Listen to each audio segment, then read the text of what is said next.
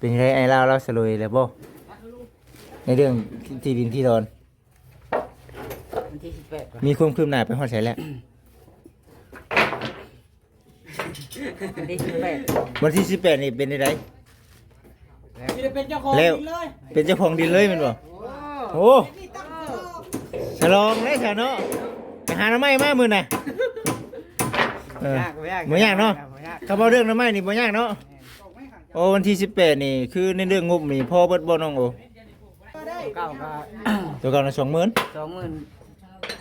1,500 โอ้1,500เนาะ แม่น 1,500นี่เป็น 33,500 โอ้เปเลยนี่เนาะ ยังบ่พออยู่20,000น้อยๆเนาะ 21,500 25,000พี่น้องเอ้ย 1,500พี่น้องเอ้ยว่า20,000 20,000น้อยๆ20,000น้อยๆ20,000อ่อนๆนะ 22,000ซะ แม่นๆๆเอา22,000ซะ อีกไว้22,000พี่น้องงบประมาณที่ว่าซื้อที่ดินของเนาะของบ่โอ สิยังบ่ทันพอ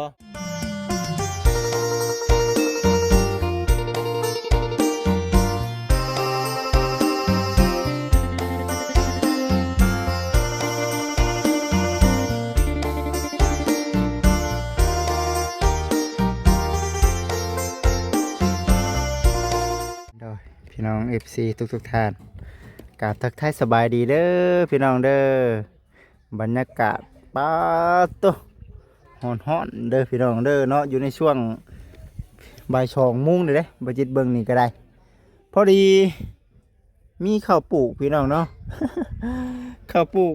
ไปเอาอยู่น้ำพอทางบ้านปลาไดพอเฒ่าไม่เฒ่าพี่น้องเนาะถือว่าเอามา2 สอบเลย4 สอบเลยนะเอาเข้าแล้วปีนี้เนาะพี่น้องเนาะ เอาพี่น้องเด้อเนาะเฮ็ดหน้าหวานได้สันพี่น้องเอ้ยเนาะมันเลยบ่พอสันนะครับมื้อนี้เด้อพี่น้อง FC ทางบ่จิตเนาะได้ซื้อน้ำก้อนนี่แหละเดียวประเภทพวกตะนางเนาะตะนางเดียวให้ถึงเวลาทั้งโมครูเพิ่นสำเร็จเวียกงานก่อนพี่น้องเอ้ยจังสิได้ซื้อมาก็เอาไว้ลายอยู่นะพฤติกรรมอีกอย่างทางบ่จิตยังไปลงไปเขาห้านเขาเจ้าเนาะมีบัญชีอยู่นะพี่น้องเอ้ยพอดีแล้วเบิ่งไปฟังไปเนาะปาห่อนเอาปาสุดยอดความห่อนสบายดีทักทายสบายดีโอ้ห่อนเด็ดคักแน่ดีเอาไปกินเย็นๆโอ้ตัวนั้นของง่ายตัวน่ะเอามาขึ้นตัวน่ะปอบ่ได้ให้อีกได้เนาะเพลงนี่สามีนาว่าซั่นจังสามีนามาอีกมื้อนี้ก็ได้ มาอีกขอกันอีก มือจะไปหน้าปะเลยได้ บื้นไปหน้าพี่น้องเอ้ยเนาะได้มาเพิ่นก็อยากมาดินน้ำน้องแต่เพิ่นก็ได้ วันนี้มา เนาะมื้อนี้มาครับน้องโอไปไถนามื้อนี้มาครับเจ้าไปไถนามื้อนี้พอแล้วว่าซั่นเนาะค่อยเมื่อยแล้วว่าซั่นไปบ่ไปนี่มื้อนี้ มือนี่ เอาก่อนอย่างก็ได้ ไปมือนี่กันไปนอนเนาะยังไทย ไปมื้อนี้ว่าซั่นบ่อี ใครจะเท่าแล้วติ บ่เยอะกว่าหัวดอกบ่จิบแล้วบ่โอ้ย แล้วเลยบ่ แล้วได้ยังจะบ่แสนใช่เนาะ ยังแต่บ่แสนยังทงหนึงบ่จิบน่ะได้ทงหนึงยังทงหนึงกับทางน้องๆเฮาป้าตุ๊สบายดีพักเที่ยงเนาะคุณทางนี้ก็ได้กินข้าวกับยังวันนี้ นะครับปิ้งไก่ ปิ้งไก่ ซื้อมาแต่เชโน่ บ่าวแอนซื้อมาแต่เซโน คมกระลุ เอาเปลี่ยนนะจากเป๊ปซี่มาเป็นน้ำเขียวได้มานี่แพนต้ามานี่เนาะเปลี่ยนก่อนบ่มีบ่โอ้ถ้าน้องๆมานี่ได้จังเบิดก็ได้บ่ซั่นต้องเวียดว่าได้ขายดีแต่ก็บ่ได้ค่อยได้ขายดอกว่ะ กูมือเนาะ น้ำก้อนจักไปสังแน่แล้วป้าตัวสังแก้วเฮาสบายดีปิดบ่ปิดอันน่ะ ผิดทรงแคบ ซ่องแคบ เจ้าจะกี่ใหญ่ อืม หาเดียมหาลายบ่ อันน่ะ หาเดียมหาลายพอดีเลยบ่อันนั้นไม่ใช่ละเฮา โอ้โห ฮะ โอ้โหสัก บ่พอจักตับ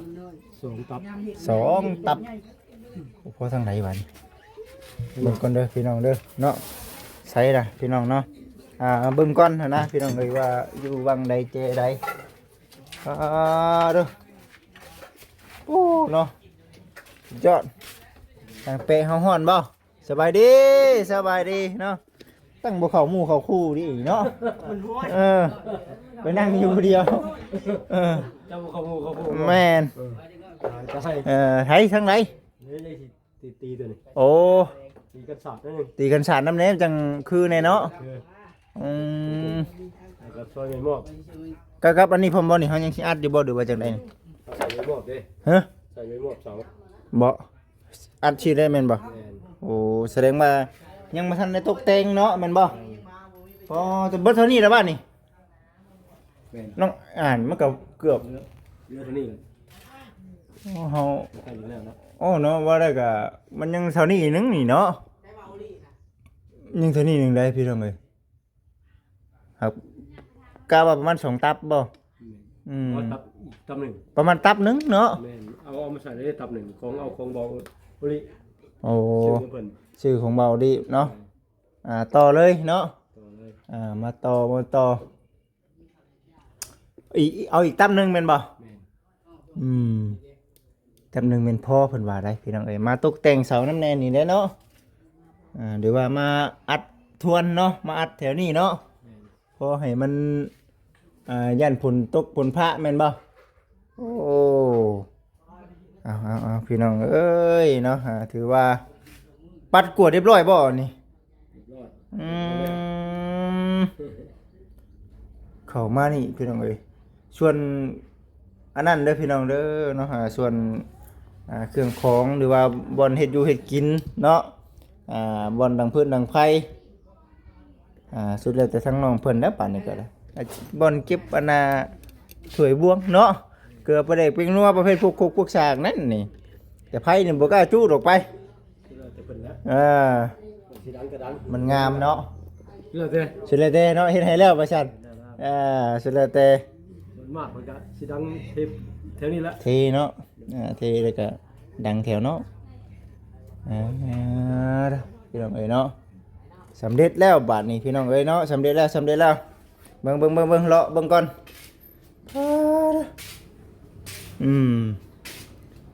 ทางเฮาปาเอาพี่น้องเอ้ยเข้ามานี่หลังจากว่าเนาะเข้ามาข้างในกะสีประมาณนี้แหละพี่น้องเอ้ยเนาะกะสีประมาณนี้แหละถือว่าโอ้สุดยอดถือว่าสวยงามพี่น้องเอ้ยเนาะสวยงามเข้ามาอยู่ทางใน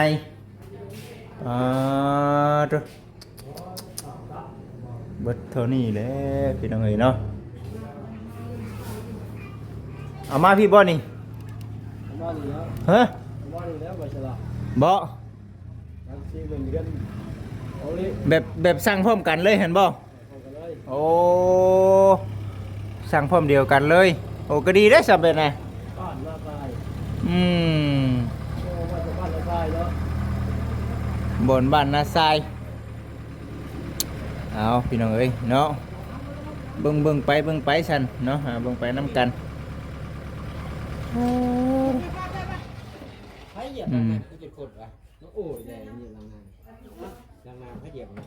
สุดยอดสวยงามแล้วพี่น้องเอ้ยเนาะบัดนี้เบิ่งที่พา FC เลาะเบิ่งข้างๆน้ำพร้อมได้โอ้คือว่าความจริงแท้บ่แล้วได้คันยังนั่งอยู่ละอยู่ ไอ้ตัวเด้อคุณสุริยะเอากับเขาเลย ทางสร้างเขาลงมือเทกเลยนะ ตู้นี้นะไปเฮ็ดทำขึ้นมาได้แต่ไป เอาลงมาหนึ่งสี่แว่นเนาะ จังไรล่ะเฮ้อหวยสังว่าแท้ฮะไปเฮ็ดได้ให้มันพี ไม่84 เลยก็ น้องจ้อยน้องอุ้ยมั่งน้องอุ้ยมาลุ้มกันเนี่ยสักหน่อย และ84 เอามาทักทายสบายดีลุ้มกันก่อนวะตัวทางนี้ก็เฮ็ดน้ำพี่น้องเอ้ยเนาะปลาตัวนั่งหาบ่นั่งเฮาปลาไปทางตกลงน้องโอบ่น้องโอเนาะบัดนี้เนาะน้องโอพยายามบ่ให้ชินพี่น้องเอ้ยจะได้ปลาหน้าบ่แสนเพิ่นหลายบ่บาน หลาย บ่จิตหน้าใกล้กันอยู่เด้หากบ่อันน่ะไล่ไปลงจักเทื่อพี่น้องเอ้ยเนาะเมื่อยอยู่บ่วันนี้มวยบ่ได้ติเอาสาพี่น้องเอ้ยคุณท่านนี่ก็กำลังเฮ็ดอยู่นั่งอยู่นี่แหละก่อนคุณโอ้จังว่าเพิ่นสบายดีเนาะออกงานมื้อนี้เนาะ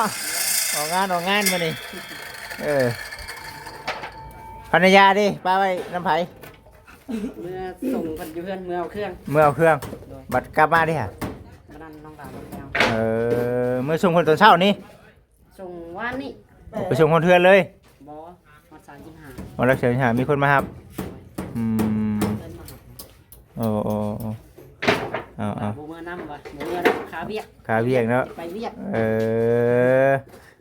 บ่อยากดอกเนาะเฮ็ดเวียกแล้วก็ลงไปหาเนาะน้องอันโอเนาะเอาพี่น้องเอ้ยเป็นไงไอ้เราสลุยแล้วบ่ในเรื่องที่ดินที่ดอน วันที่18ว่ะ มีความคืบหน้าไปฮอดไสแล้ว วันที่18 วันที่18นี่เป็นได ที่ได้เป็นเจ้าของ แล้ว ดินเลย เป็นเจ้าของดินเลยแมันบ่ โอ้ โอ้ฉลองเลยซะเนาะไปหาหน่อไม้มามื้อน่ะบ่ยากเนาะถ้าเว้าเรื่องหน่อไม้นี่บ่ยากเนาะ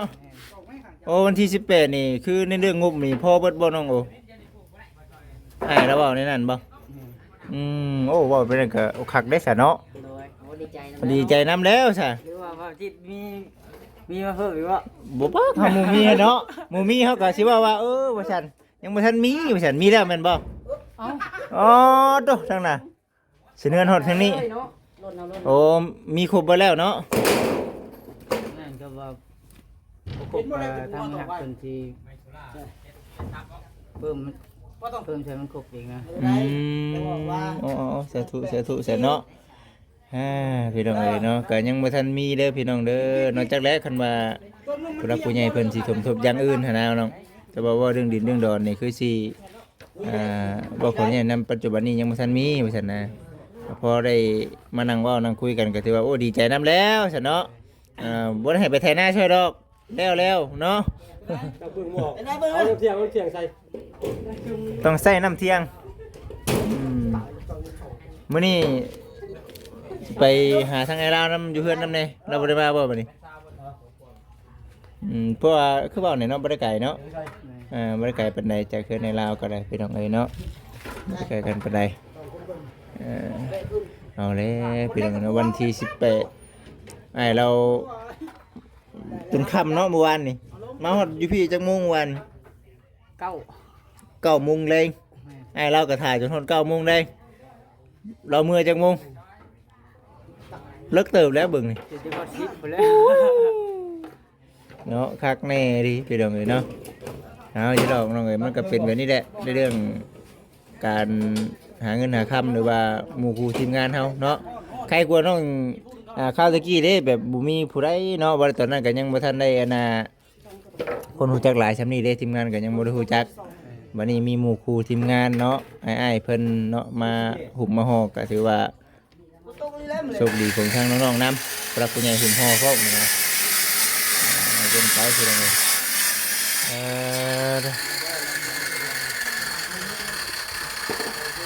บุกเป็นบุกรอได้มื้อนี้ได้เราได้เปลี่ยนใหม่แน่เราบ่แม่นบ่โอ้ยแล้วบัดนี้บ่โอ้บัดนี้น่ะบ่โอ้บัดนี้น่ะอยู่ดีกับจันโอ้หั่น แต่แล้วเจ้าชื่อไหมวะ ชื่อใหม่ได้นี่ ชื่อว่าโอ คนชื่อใหม่คนเก่าแต่ว่าสิเป็นผู้โชคดีลายต่อไปอีกแหละ เอาแล้ว ธรรมดา แท้ อืม เบาเบาโอ มาโอ้ เกือบเลยเนาะเอาบ่ชินได้ฮะยังบ่เป็นบัติปิดบัติตัวหน่อยเนาะ เป็นจะได้แบบจะมักแบบเบาโอดีวะแบบชื่อนี่มันคักบ่ ผู้ใหญ่ให้ มันเป็นแบบว่าเด้อ เฮ้ย เข้าใจคุ้มขึ้นของผู้ใหญ่ได้ โอ้ย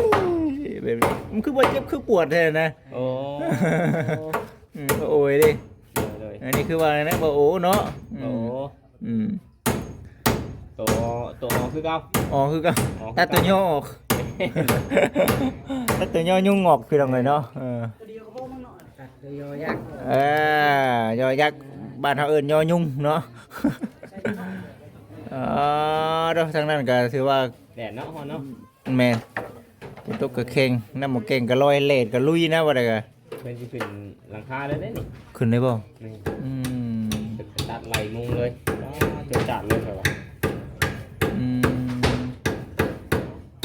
แล้วเลยท่านี้เนาะ โอ้บ่จิตยังถือว่ามีบุญอยู่ได้นี่ ได้ มาทันบ่ มาทัน มาทันตอนสร้างเฮ็ด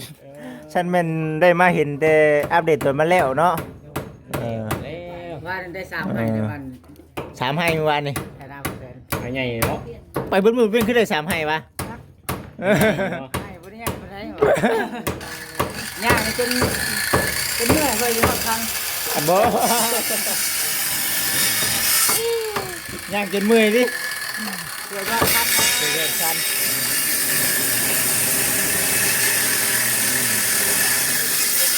มันน่าเราเปลงใหม่ไปจัก เอ้า คักรีเนาะว่าแต่ก็เบิ่งคลิปเพิ่นนั่นแหละพากันลงปู่ลงป่าเป็นตาม่วนแท้ว่าหั่นนะ ม่วนว่าวานนี่โอ้ ก็ย่านน้องเพิ่นเมื่อยเด้เนาะก็เอาบ่หลายแล้วเฮ้ยหน้าบ่จิตเข้าไปหน้าบ่จิตบ่หลายแล้วก็หน้าไทยให้แล้ว4ให้ก็พอ หายใหญ่เนาะ บ่หลายแล้ว4ให้ก็พอเออ แล้วให้หนึ่งกับเหงาแล้วนาบ่กินหายใหญ่เด้ เอาบ่อยากว่าหัวกันไปพี่น้องเอ้ยมีแต่ว่าพุ่นนะเดี๋ยวมื้อฮอดมื้อฮอดยามทั้งเดินเฮือนเบาโอเพิ่นเนาะน้องโอคำว่ามีข่าวดีหยังเพิ่มเติมเมื่อเอาก็สิมาแจ้งเติมพี่น้องเอ้ย โอ้เป็นจะได้เบาเรื่องที่ดินดอนนี่ทั้งแบบงบประมาณนี่ยังเป็นจะได้ มีคนรอ มีแต่คนย่องมาล่อ ตายบัดนี้นะโอ้ย ไปดิ สวัสดี น้องบอยก็มาล่อ กินน้ำเคี้ยวจะปวดท้องปวดเนาะ ข่อยสิได้เอาแข่งแดดไปชื่อนะน้ำเขียวแล้วนี่นี่เออเอาเพิ่นถามเมื่อกี้นี่ว่าจังได๋ตอบเพิ่นได้สิครับนี่ จะได้เรื่องงบประมาณน่ะนะพอแล้วบ่คือจะได้ เรื่องพ่อมันก็ยังบ่พอเลยเนาะ เอายังบ่พอเท่าไหร่เอาว่าขออนุญาตนะ 20,000ปัญหา อันบ่พอนี่บ่โอ้โอ้แสดงว่าได้มา10,000กว่าได้นี่เนาะ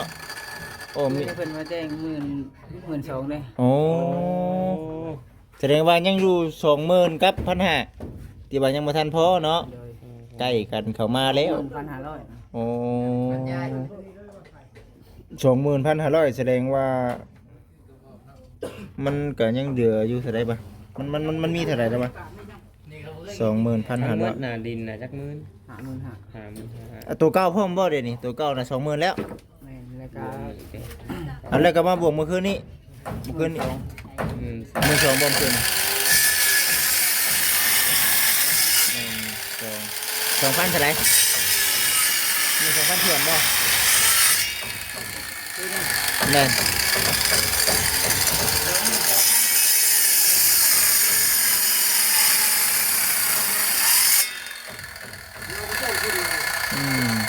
เดี๋ยวให้ผมเราก่อนให้ผมปากก่อน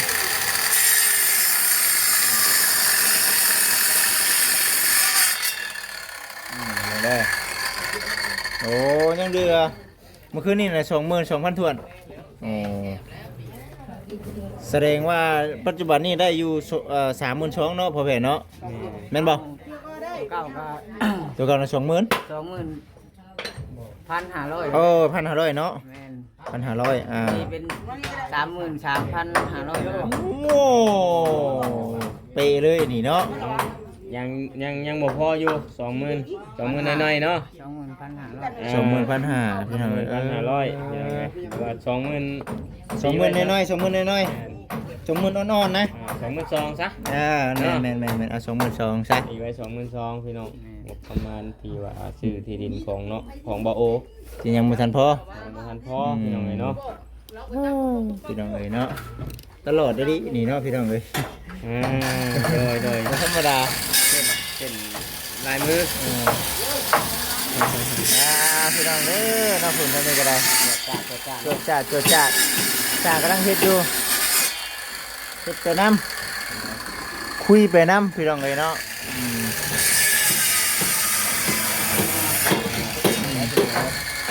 ใส่กันบึ้มบ้ามเลยทางเทิงเลยสร้างเท่านั้นก็ตุ้มตั้มสร้างที่นี่ใส่ปาดทางนี้พี่น้องเอ้ยโอเคเด้อจะหาชักเครื่องบ่ นี่เครื่อง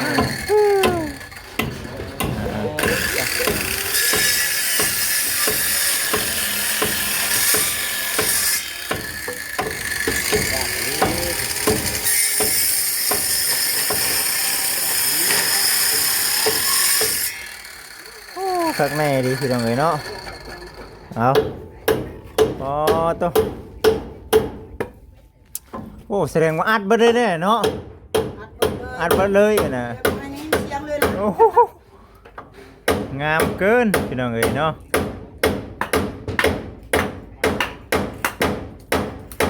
โอ้เอาพี่น้องเนาะเบิ่งไปฉันเบิ่งไปเนาะบาซีอันน่ะเป็นเนื้อใด แต่อีก ถือว่าณปัจจุบันนี้ทางสร้างเขาก็กำลังสร้างอยู่พี่น้องเอ้ยเนาะรอเบิ่งรอชมไปนํกันพี่น้องเอ้ยเนาะตุ้มต่ำอยู่